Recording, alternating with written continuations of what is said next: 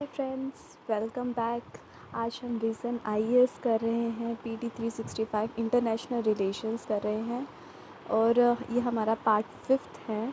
हम 4 parts complete कर चुके हैं जिसमें हमने China, India China relation, India Taiwan, India Bangladesh, India Nepal, India Pakistan, Bhutan, south Asia, energy security, Maldives, development effort in Afghanistan और इंडिया पैसिफिक रिलेशनशिप्स के बारे में पढ़ लिया है। और आज का हमारा जो टॉपिक्स होगा वो होगा इंडियन ओशियन रीजन के बारे में, और फिर हम सेंट्रल एशियन कंट्रीज़ पढ़ेंगे और फर्दर टॉपिक्स पढ़ेंगे।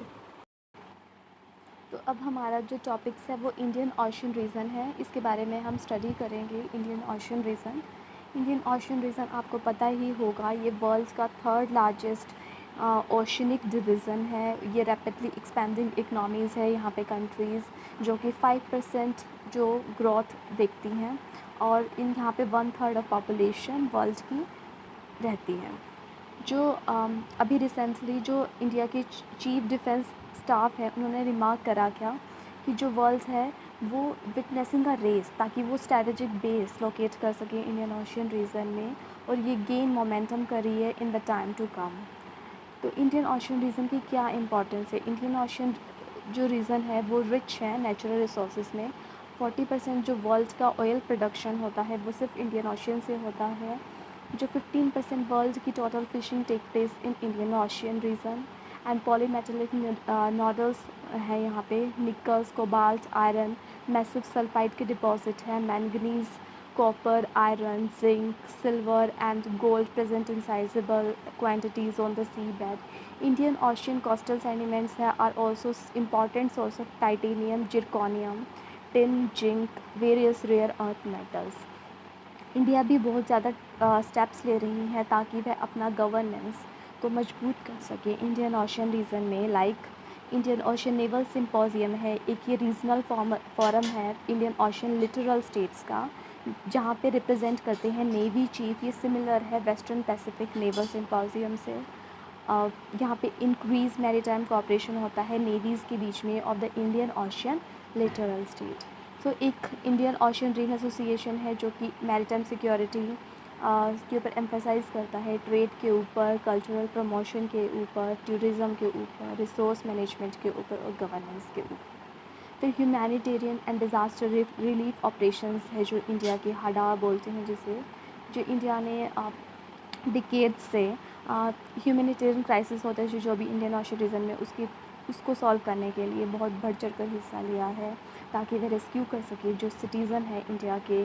कोई भी मिसहैपनिंग होती है वहाँ पे इंडियन सिटीज़न दूसरे कंट्री में जाके फंस जाते हैं, तो फिर रेस्क्यू करते हैं सिटीज़न्स को नेबरिंग कंट्रीज़ में from conflict zone. Maritime domain awareness है जो कि इंडिया को एस्पायर करता है ताकि वो नेट सिक्योरिटी प्रोवाइड कर सके इंडियन ओशियन रीजन में। उन्होंने इनिशिएटिव लिए हैं जैसे कि information management and analysis centre, जो कि जॉइंटली मैनेज करे जाते हैं इंडियन नेवी के द्वारा और कोस्ट गार्ड के द्वारा। ये नोडल सेंटर है नेशनल कमांड कंट्रोल कम्युनिकेशन का intelligence network. It provide information and surveillance over India's entire coast line along with outstanding island in a real time.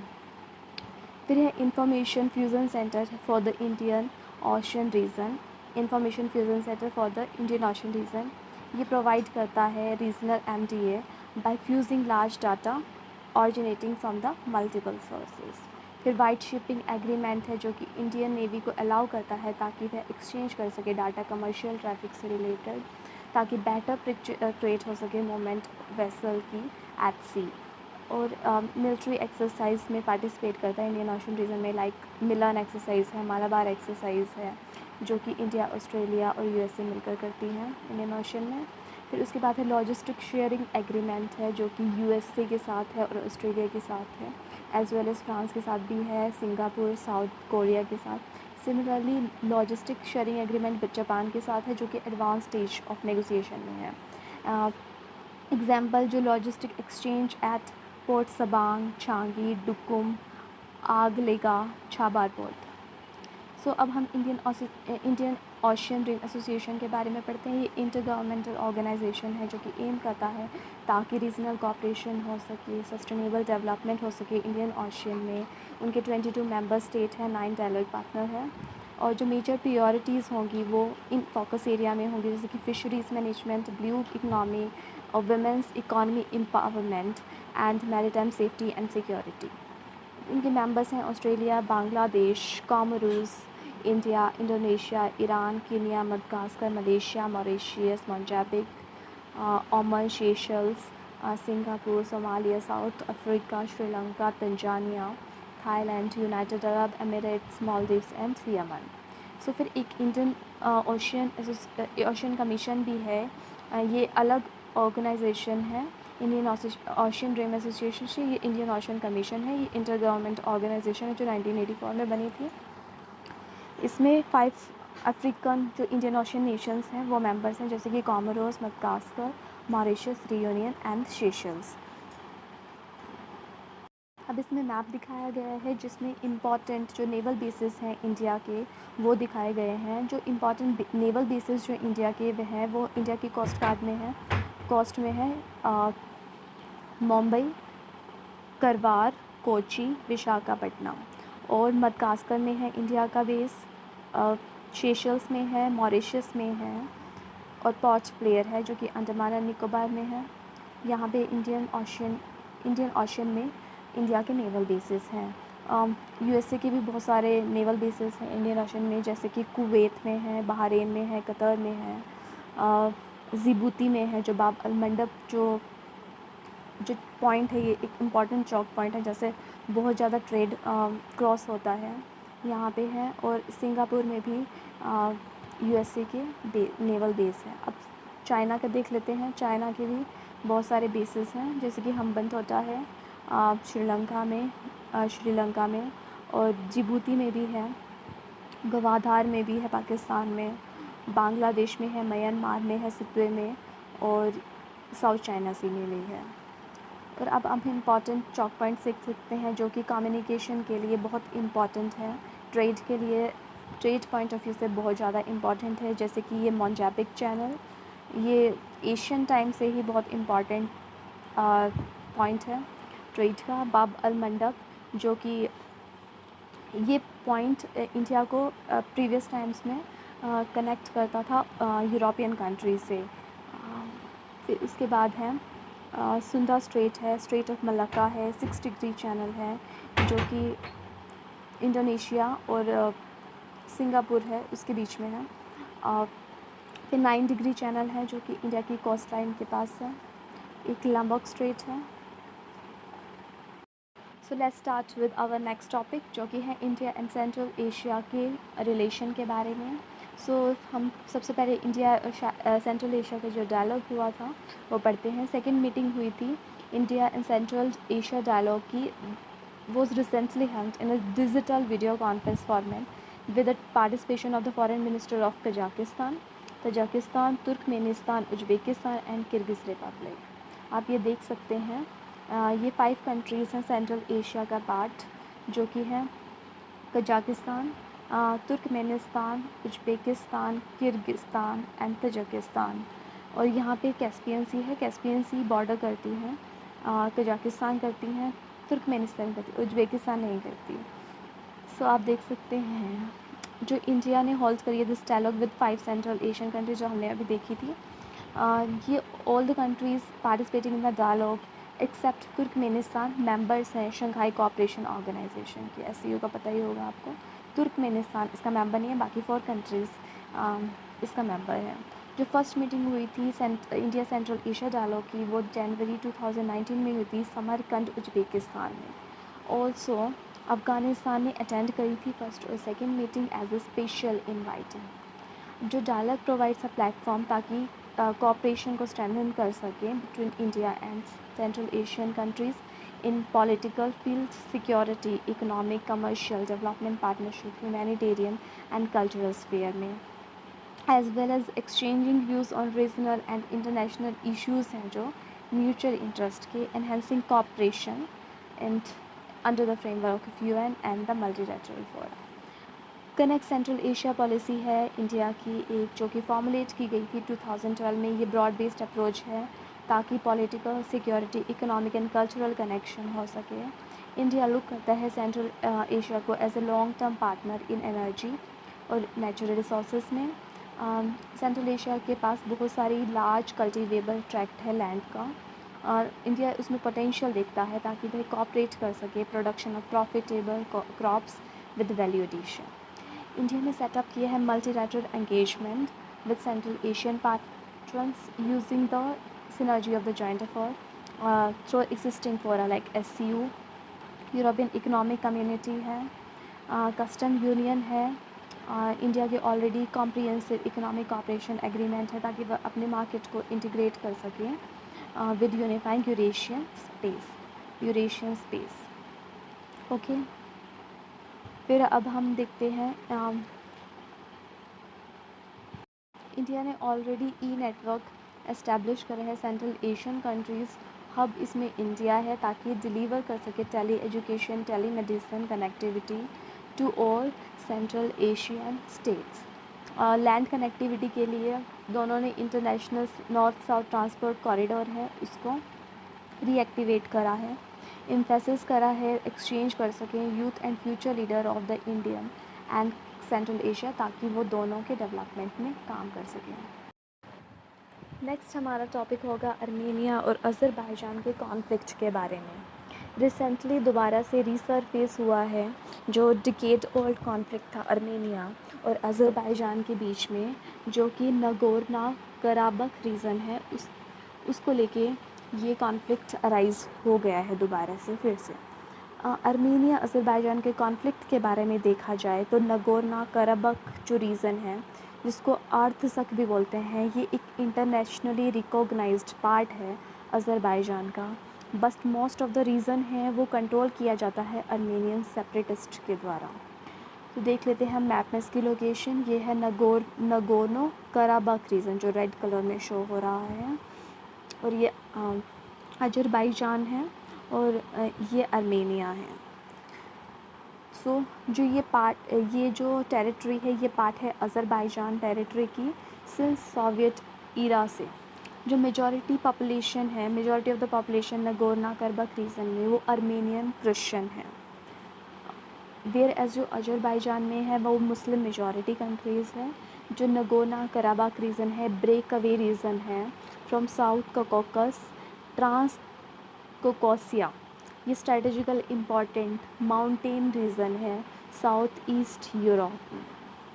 Historic और ethnicity की बात की जाए तो ये दो इम्पॉर्टेंट फैक्टर हैं जो कि बिगेस्ट रोल प्ले करते हैं, जो कि कॉन्फ्लिक्ट हो रहा है आर्मेनिया अज़रबैजान में over the Nagorno Karabakh reason.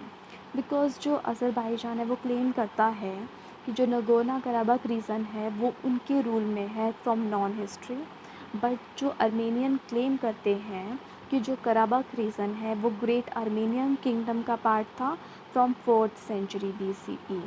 जो इशू है ये फर्दर कॉम्प्लिकेट हो गया है क्योंकि the reason changed hand across a multiple dynasty. ये मल्टीपल डायनेस्टी के कब्जे में था and come to be occupied the various ethnic communities in the course of following countries.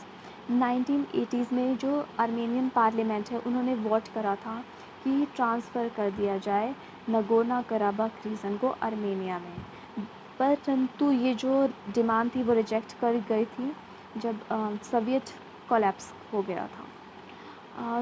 This followers year of clashes between Azerbaijan forces and Armenian separatist.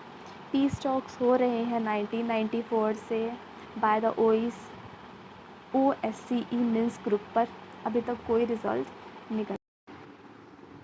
अब हम related information देख लेते हैं इससे रिलेटेड। एक मिन्स्क ग्रुप है जो कि एक इंटरनेशनली एग्रीड बॉडी है जो कि मीडिएट कर रहा है नेगोशिएशन ताकि पीसफुल रेजोल्यूशन हो सके कॉन्फ्लिक्ट का। इसको चेयर करते हैं फ्रांस, रशिया, USA, और इसके फंक्शन है, ये अंडर आता है organisation for the security and cooperation in Europe. एक मैड्रिड प्रिंसिपल है जो कि प्रपोज किया गया था बाय मिन्स्क ग्रुप इन 2007 में। ये एक सीरीज़ ऑफ प्रैग्मेटिक सजेशन है जैसे कि सेटल कैसे करा जाए कॉन्फ्लिक्ट नगोर्नो कराबख रीजन में पीसफुली। ये कॉल करते हैं अर्मेनिया को to withdraw its military from the Nagorno Karabakh region and exchange कर सके अज़रबाईजान को, ताकि वो ग्रांट कर सके de facto autonomy Nagorno Karabakh region को। About collective security treaty organisation देखते हैं हम। ये एक रशिया का मिलिट्री अलायंस है, ताकि कलेक्टिवली डिफेंस के प्रिंसिपल पे चलता है। अगर कोई एक्सटर्नल एग्रेशन होता है तो अगर एक पे अटैक होगा तो फिर सभी उसके खिलाफ आ जाएंगे। ये ओरिजिनेट हुआ था from the conclusion of the collective security treaty, जो कि साइन करी गई थी ताशकंद में, उज़्बेकिस्तान में 1992। इसके मेंबर्स हैं Armenia, Belarus, Tajikistan, Kyrgyz Republic, Russia and Tajikistan. अब हम इम्पॉर्टेंट प्लेसेस देख लेते हैं सेंट्रल एशिया में। सबसे पहले जो इम्पॉर्टेंट प्लेस है वह बेलारूस है। बेलारूस कहाँ पे सिचुएटेड है? बेलारूस यहाँ सिचुएटेड है। ये रशिया को बाउंड्री में है, और यहाँ पे मूवमेंट है जो कि डिमांड कर रहा है ताकि डेमोक्रेटिक लीडरशिप यहाँ पे आ सके और इकोनॉमिक रिफॉर्म्स हो सके बेलारूस में। फिर ब्लैक सी में देखते हैं। ब्लैक सी में अभी टर्की ने नेचुरल गैस रिजर्व को डिस्कवर किया। ब्लैक सी यहाँ देख सकते हैं। सो हमारा नेक्स्ट टॉपिक होगा इंडिया और वेस्ट एशिया के रिलेशन के बारे में। अब हमारा टॉपिक है चाबर जहेदान रेलवे लाइन के बारे में। ईरान ने डिसाइड करा है कि वह प्रोसीड करेंगे construction of the rail line from the Chabahar port to Zahedan along the border with Afghanistan without India. 2016 में एक ट्राइलेटरल एग्रीमेंट हुआ था, जिसमें establishment of international trade and transit corridor को लेके, जो कि साइन किया गया था among India, Iran and Afghanistan. जो ट्रांसिट एंड ट्रांसपोर्टेशन कॉरिडोर था, ये अलाउ करता था इंडियन गुड्स को to reach Afghanistan through Iran, ताकि बाईपासिंग पाकिस्तान टेरिटरी। और जो जेरम देलराम हाईवे प्रोजेक्ट था, वो ब्यूल्स करा गया था इंडिया के द्वारा अफ़गानिस्तान में 2009 में। तो ये चाबर पोर्ट को जहेदान से लिंक करने का ये रेलवे लाइन है, जो कि ईरान ने डिसाइड करा है कि वो बिना इंडिया की मदद से इसको कंप्लीट करेंगे। इस एग्रीमेंट ने इंडिया ने कमिट करा था ताकि वो चाबर पोर्ट को डेवलप करेंगे और लैंड बेस्ड रूट भी कनेक्ट करेंगे पोर्ट टू अफ़गानिस्तान। इंडिया ने साइन करा था ये पैक्ट विद ईरान, ताकि वह प्रोवाइड कर सकें services for the construction of the Chabahar Zahedan railway line, जो कि ट्रेवल टाइम को कट करेगी from Chabahar port to the Iran Afghanistan border. उन्होंने मेमोरेंडम ऑफ अंडरस्टैंडिंग साइन करा था बिटवीन जो इंडिया इरोकॉन है, द स्पेशलाइज्ड कंस्ट्रक्शन ऑर्गेनाइजेशन है, जो कि मिनिस्ट्री ऑफ रेलवे से एसोसिएटेड है, और जो construction development and transport infrastructure company है ईरान, उन दोनों कंपनीज़ के बीच में ये साइन किया गया था। अब हम चाबर पोर्ट के बारे में देखते हैं। ये गल्फ़ ऑफ ओमान में लोकेटेड है। ये सिस्तान बलूचिस्तान प्रोविंस के पास है। ये एनर्जी रिच ईरान में है, और ये मकरन कोस्ट के पास है। ये जॉइंटली डेवलप करा जा रहा है इंडिया, ईरान, अफ़गानिस्तान के बारे में। ये मल्टी मॉडल ट्रांसपोर्ट प्रोजेक्ट है, ताकि गुड्स और पैसेंजर्स को ट्रांसपोर्ट कर सकें। और ये पोर्ट से जोग्राफिकल अप्रॉक्सिमिटी है इसकी इंडिया से, जो कि डिस्टेंस कांडला पोर्ट से लेकर चाबार का डिस्टेंस 1000 किलोमीटर है, और चाबार पोर्ट का मुंबई से डिस्टेंस है 1450 किलोमीटर। जैसे कि आप देख सकते हैं, ये है चाबार पोर्ट, ये है बंदस अब्बास पोर्ट। चाबार पोर्ट से जो रेलवे लाइन लिंक करनी थी, वो जहेदान तक रेलवे लाइन लिंक करनी थी, जो कि कोस्ट पे है, बॉर्डर पे है ईरान और अफ़गानिस्तान के। फिर ये यहाँ से गुड्स ट्रांसपोर्ट किए जाएंगे बाय जो कि जरान दिलाराम हाईवे है, जो कि इंडिया ने बिल्ड करा था, वहाँ तक इसको ट्रांसपोर्ट किया जाएगा, जो जहेदान से जो सामान पास होगा। सो आप देख सकते हैं, जो नॉर्थ साउथ ट्रांसपोर्ट कॉरिडोर है, वो मॉस्को को इंडिया से लिंक करता है। ये मुंबई को लिंक करता है मॉस्को से, जो कि सेंट्रल एशियन कंट्रीज़ से भी पास होएगा और फिर उसके बाद ये कैस्पियन सी से क्रॉस होके ईरान में एंटर करेगा एंड देन वो सी लाइन के थ्रू ये इंडिया में एंटर करेगा। ये north south transport corridor system है अशगाबत एग्रीमेंट के तहत, जहाँ पे गुड्स और ट्रांसपोर्ट होनी थी। वो एरियाज़ हैं कजाकिस्तान, उज़्बेकिस्तान, तुर्कमेनिस्तान।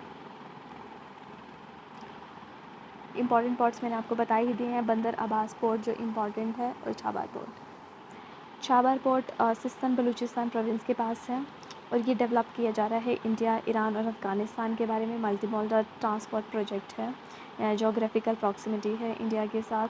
और इसके टू टर्मिनल है, एक है शहीद कलंत्री एंड शहीद बेहस्ती, जिसको फ़र्स्ट फेज़ भी बोलते हैं छाबर पोर्ट का। शहीद बस्ती, शहीद बस्ती है वो डेवलप करा जा रहा है इंडिया, अफ़गानिस्तान और ईरान के द्वारा।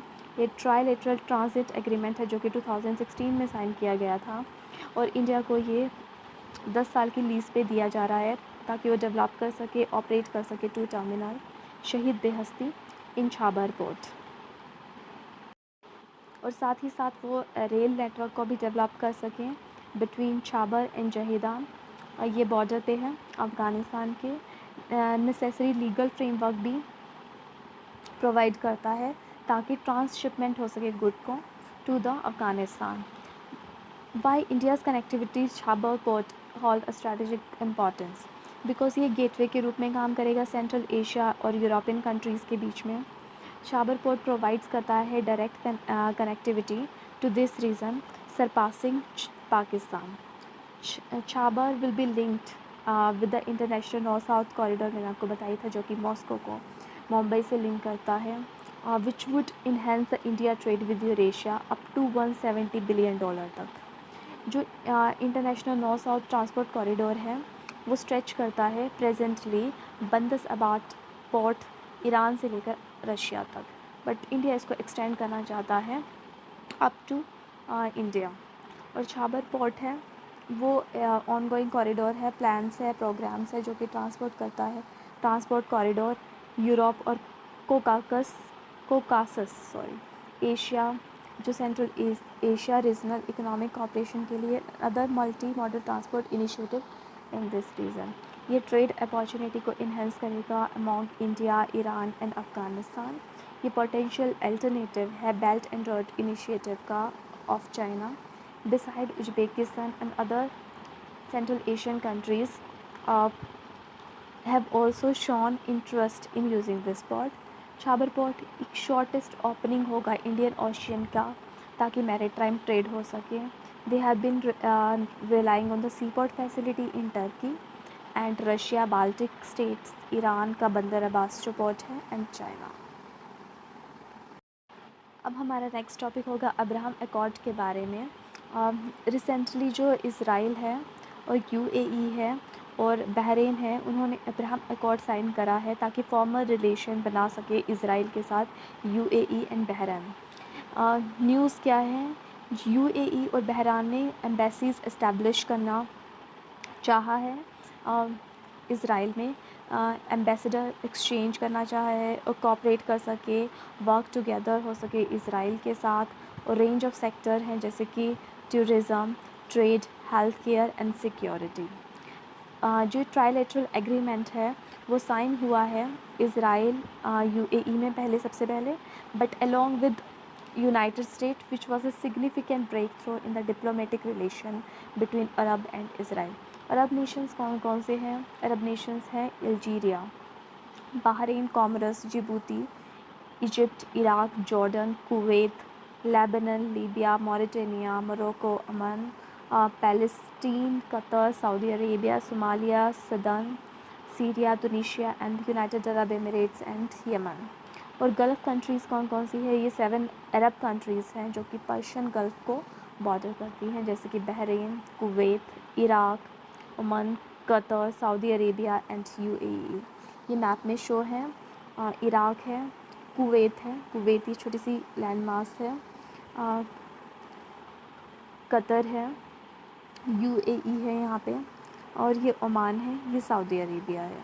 तो आप देख सकते हैं ये 7 कंट्रीज़ हैं जो पर्शियन गल्फ़ को बॉर्डर करती हैं। यूएई थर्ड अरब नेशंस है जिन्होंने रिकॉग्नाइज़ करा है इसराइल का आफ्टर इजिप्ट इन 1979 और जॉर्डन ने इसको 1994 में रिकॉग्नाइज़ कर लिया था. For decades there has been a consensus among many Arab and the Muslim majority country that they will not end a state of hostility with Israel until it agree to deal a granting statehood to the Palestinians. Okay. अब हम अरब और Israel के conflict के बारे में देखते हैं. Hussain McMahon थे 1951 में एक कॉरेस्पॉन्डेंस थे जो कि ब्रिटिश स्पॉट्स इंडिपेंडेंट अरब स्टेट का चाहते थे. अरब असिस्टेंस चाहते थे ताकि वे ottoman एम्पायर को अपोज कर सकें. 1971 में वर्ल्ड वॉर फर्स्ट के दौरान जो ब्रिटिश ने कैप्चर कर लिया था पैलेस्टीन को from the ottoman empire after the Sykes Picot agreement हुआ था जो कि फ्रांस के साथ हुआ था 1916 में. लेटर बाल्फोर डिक्लेरेशन हुआ था 1917 में. ब्रिटिश ने प्लेज किया था ताकि वह पैलेस्टीन को नेशनल होम बना सके ज्यूज़ का. The British mandate period saw rise in immigration of Jews to the mandate of Palestine.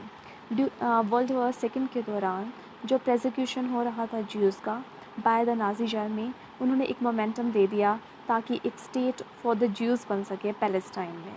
This led to a conflict between Arab and Jews, that is Israel Palestine conflict हुई थी and Arab Israel Wars start हो गए थे. 1947 में United Nations ने vote करा था ताकि वो पैलेस्टीन को स्प्लिट कर सकें between Arabs and the Jews. जो ज्यूस लीडरशिप की थी उन्होंने एक्सेप्ट कर लिया था वाइल अरब्स ने रिजेक्ट कर दिया ये agreement. And consequently Arab state थी Egypt, Jordan, Iraq and Lebanon and Syria. उन्होंने डिक्लेयर कर दिया वॉर इसराइल पे. इसराइल ने ये वॉर वॉन कर लिया एंड उन्होंने अपनी टेरिटरी को एक्सपेंड कर लिया और रिड्यूस कर दिया पैलेस्टाइन को to just a Gaza strip and West Bank में. It was beginning of the Palestine refugee crisis. फिर उसके बाद पैलेस्टीन लिबरेशन ऑर्गेनाइजेशन फॉर्म हुई 1964 में. आफ्टर सीरीज़ ऑफ वॉर 1956 में हुए, 1967 में 6 डे वॉर हुआ, 1973 में यॉम कीपर वॉर हुआ इसराइल और अरब स्टेट्स के बीच में.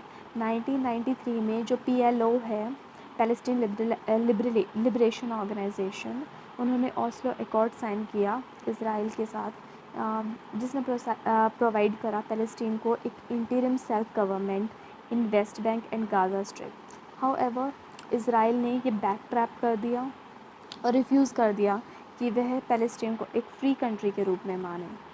ये इशू फर्दर कॉम्प्लिकेटेड हुआ जब उन्होंने अपने सेटलमेंट को एस्टैब्लिश कर लिया इसराइल ने वेस्ट बैंक में.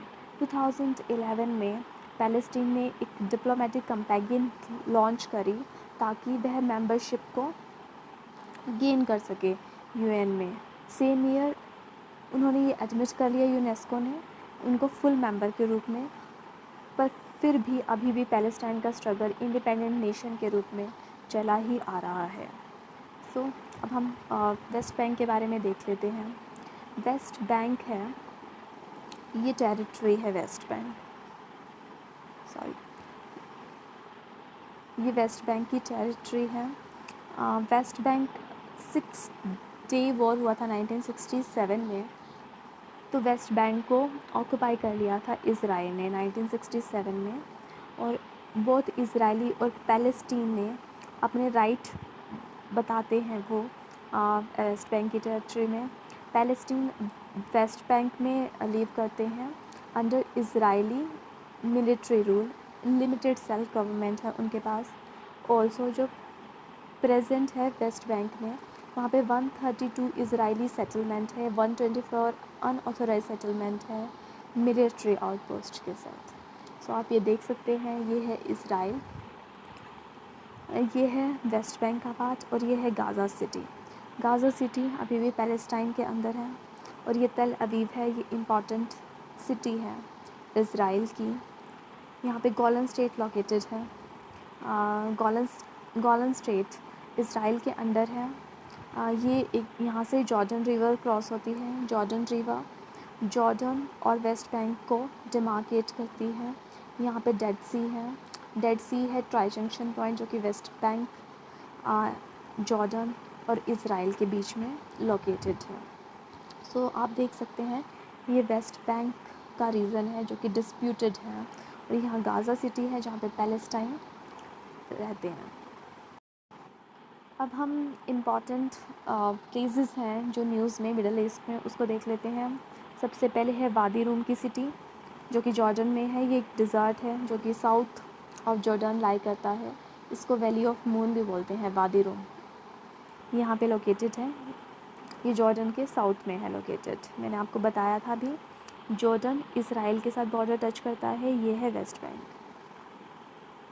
फिर है बंदर अब्बास पोर्ट जो कि ईरान में लाई करता है। इसके बारे में हम ऑलरेडी पढ़ चुके हैं। INS जलेश्वा था, वहाँ पे डिपार्टेड हुआ है from this port to bring back stranded citizen है जो ईरान में फंसे हुए थे अंडर ऑपरेशन समुद्र सेतु, जो कि कोविड-19 के दौरान हुआ था ऑपरेशन समुद्र सेतु। यहाँ पे आप देख सकते हैं ये है बंदर अब्बास का पोर्ट, ईरान में लोकेटेड। नेक्स्ट है ज़ेरन्स दिलाराम हाईवे है। ये पार्ट है इंडिया, अफ़गानिस्तान और Iran transport and trade corridor का। ये देख सकते हैं ये है ज़ेरांज दिलाराम हाईवे, ये लोकेटेड है। फिर उसके बाद है स्ट्रेट ऑफ हॉर्मूज़। ये कनेक्ट करता है पर्शियन गल्फ़ को Gulf of Oman and Arabian Sea से। ये है स्ट्रेट ऑफ हॉर्मूज़।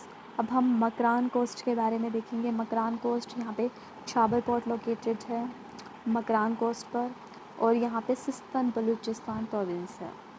गवादर पोर्ट है जो कि चाइना डेवलप कर रहा है। बंदर जस्क है ईरान में। ये स्ट्रेटेजिक पोर्ट है नियर छाबर। सो आज के हमारे टॉपिक्स यहीं भी ख़त्म होते हैं। नेक्स्ट वीडियो में हम इंडिया और यूएस डिफेंस एग्रीमेंट पढ़ेंगे। So thank you.